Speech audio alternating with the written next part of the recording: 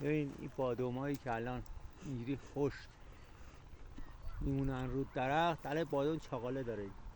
اینا یه جور کرمن میره داخله که اینا رو هوا باید بسوزونی که این کرما نمونن. نگاه کن در داخل این که بشکنی. این تا چند وقت تا الان کرم بوده، الان دیگه شروع میکنه بال در آوردن.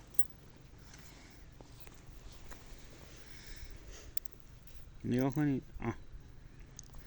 بده بزنش کف دستم. نگاه کنید شده مثل مورچه ها.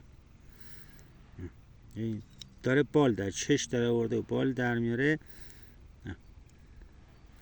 میفته چند روز دیگه سوراخ میکنه میاد بیرون و تمام محصول بادامو روی اون درخت همین نابود میکنه. گراش همون تخم‌ریزی میکنه داخل بادامای دیگه واسه سال دیگهش. همه بادامایی که اینجوری خشکن رو درخت پاییز، اینا رو باید همه بیاری بسوزونی، از بین ببری. همه اینا میمونن همینجوری میشن حشره.